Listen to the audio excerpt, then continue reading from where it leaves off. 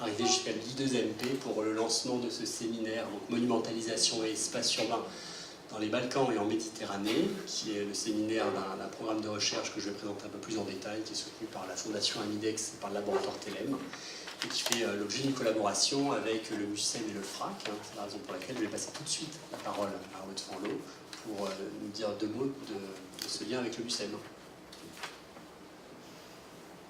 Bon, bonjour à tous, merci beaucoup d'être là et merci aux organisateurs de ce projet qui, quand Alessandro et Pierre sont venus me voir pour le proposer, j'en étais absolument ravie pour plein de raisons.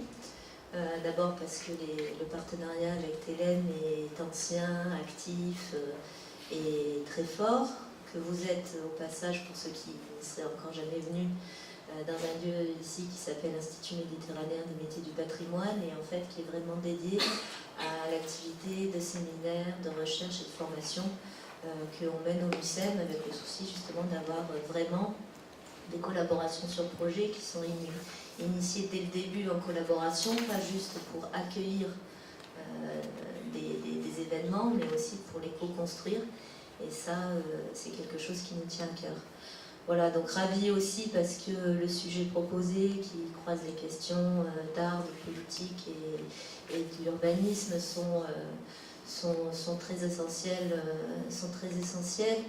pour nous et que d'une certaine manière on a renforcé cet axe-là de nos réflexions, en particulier avec l'ouverture de l'expo Connectivité, alors qui est assez éloigné du sujet qui va nous occuper, mais quand même qui place la question urbaine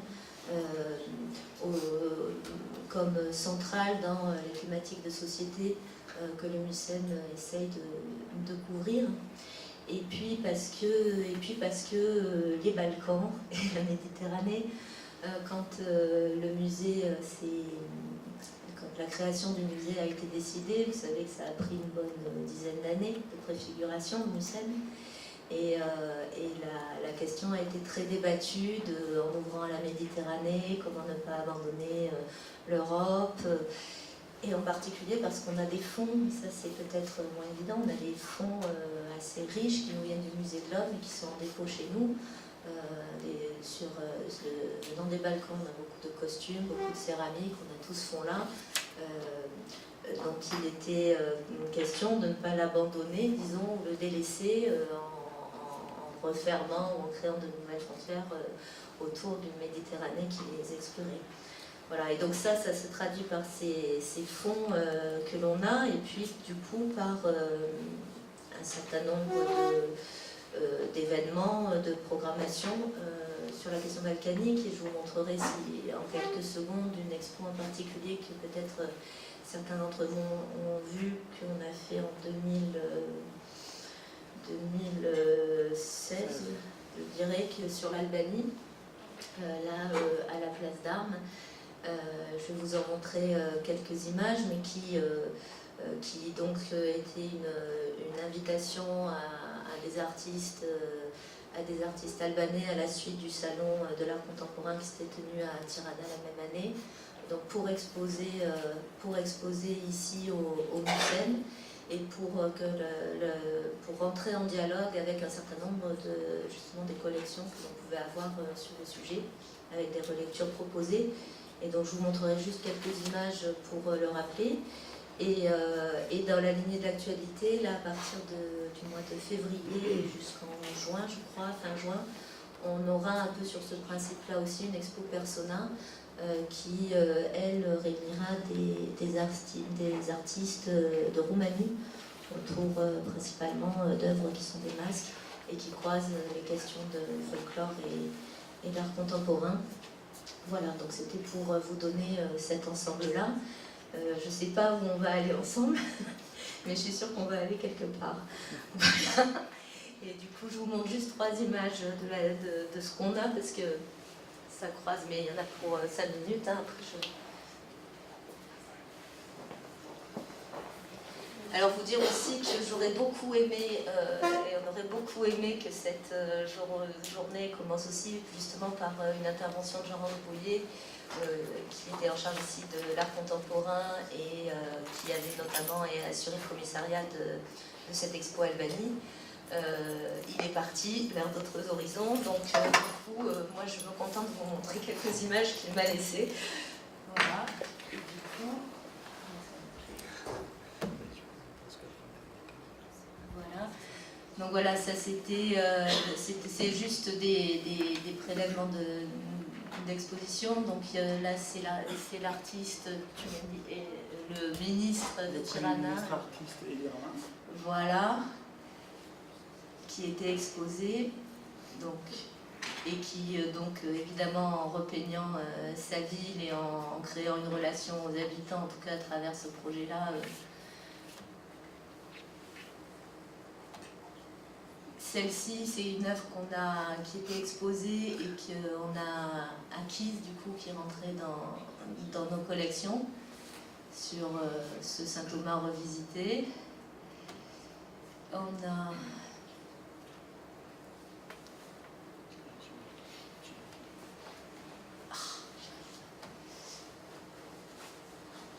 Ah oui, je voulais vous montrer cette œuvre aussi qu'on a acquise, voilà, qui est un peu dans le sujet aussi.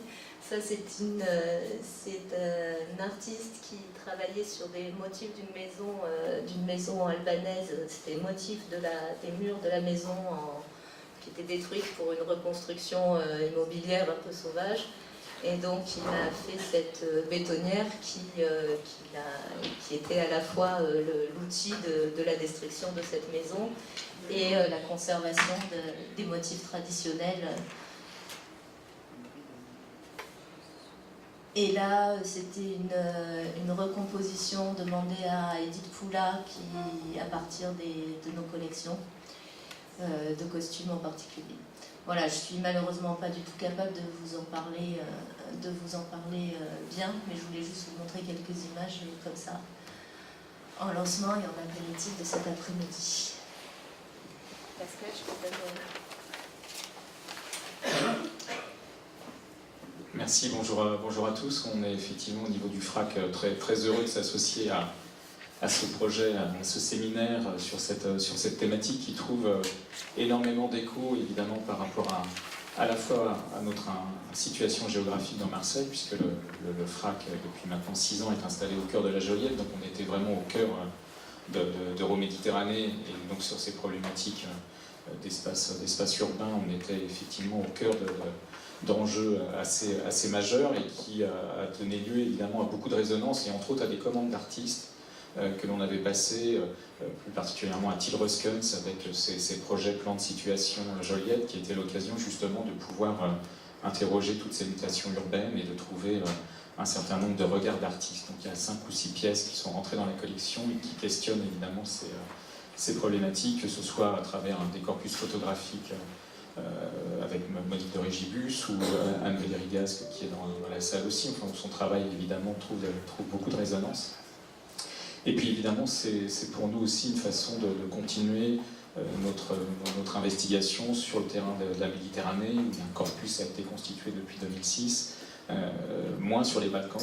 C'est aussi un enjeu pour nous de pouvoir, à travers ce séminaire, pouvoir nourrir un certain nombre de regards et puis de pouvoir trouver quelques pistes aussi artistiques intéressantes à poursuivre. On aura l'occasion de se retrouver à 2 reprises au FRAC au mois de mars, le 8 et 28 mars je crois, pour deux tables rondes et être pleinement partenaire et acteur de cette dynamique de recherche qui nous tient à cœur.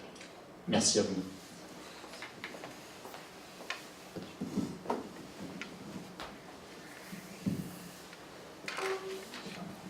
Merci beaucoup. Et à mon tour de remercier donc Ruth Forlot pour son accueil et Pascal Neveu pour l'accueil qu'il a réservé à nos différentes propositions. Nous sommes ravis de pouvoir nous associer, bien entendu, de pouvoir associer ce séminaire à des institutions telles que l'ULSEM et le FRAC. En plus que c'est une association qui prend beaucoup de sens pour nous, qui cherchons à relier cette recherche scientifique avec les dynamiques qui sont les dynamiques du monde de l'art. Donc je vais également remercier les 2 personnes qui sont invitées à discuter la présentation que nous allons vous faire des grands axes thématiques du séminaire Monumed. Cédric Parisot, qui est chercheur au laboratoire IREMAM, et Vincent Véchambre, directeur du RIS de Villeurbanne.